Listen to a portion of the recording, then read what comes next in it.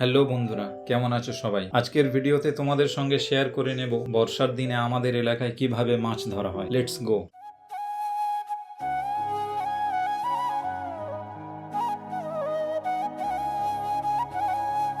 বন্ধুরা, বর্ষাকালে মাঠে ঘাটে যখন জল ভরা থাকে এই যন্ত্রটি ব্যবহার করে মাছ ধরা হয়। এতে মূলত ছোটখাটো চুনোপুঁটি মাছ, চিংড়ি ইত্যাদি ধরা হয়। আমাদের এলাকায় এটাকে ঘুনি বলে। এর সামনে এবং পিছনে দুদিকেই এরকম ভাঁজ হয়ে ভিতর দিকে চলে গেছে এবং মাছ প্রবেশ করার জন্য মাঝখানে গ্যাপ রয়েছে। বাইরে থেকে এটা নিচু কিন্তু ভিতর দিকে উঁচু। ছোট ছোট মাছ এর দেওয়াল বেয়ে বেয়ে একবার ভিতরে প্রবেশ করলে আর বাইরে বেরোনোর রাস্তা খুঁজে পায় না। সামনে ও পিছনে দুই দিক থেকেই মাছ ঢুকতে পারবে। উপরে এরকম ফাঁকা আছে মাছ ঢেলে নেওয়ার জন্য। এর পুরোটাই বাঁশের সরু সরু কাঠি দিয়ে তৈরি এবং বেতের আঁশ দিয়ে বাঁধা। বাজারের দাম 150 টাকা করে। চলো বন্ধুরা, এবার দেখে নেব এগুলো কোথায় কিভাবে বসাতে হয়।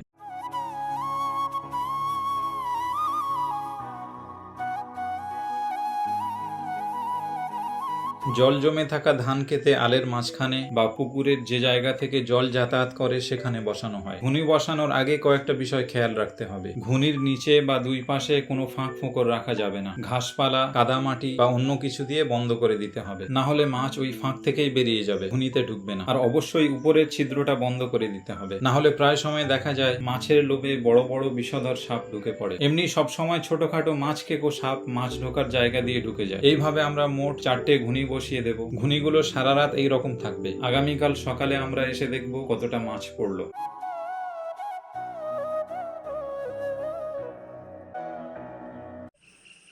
গুড মর্নিং বন্ধুরা, এখন বাজে 5টা 25। সূর্য এখনো পুরোপুরি ওঠেনি কিন্তু চারদিক পরিষ্কার হয়ে গেছে। এবার আমরা ঘুনিগুলো তুলে দেখব কতটা মাছ পড়লো।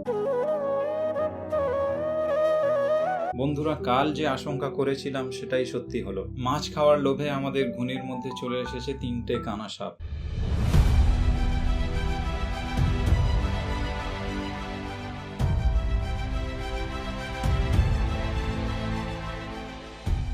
এই সাপ সম্পূর্ণ নির্বিষ। এরা জলে বসবাস করে। মানুষকে এরা কখনো আক্রমণ করে না, তবে এরা লম্বা কোনো কিছু দেখলে পেঁচিয়ে ধরে, সেটা খুঁটি হোক বা মানুষের পা। এরা যেহেতু আমাদের কোনো ক্ষতি করে না, তাই আমরাও এদের কোনো ক্ষতি করব না, ছেড়ে দেব এদের প্রাকৃতিক পরিবেশে।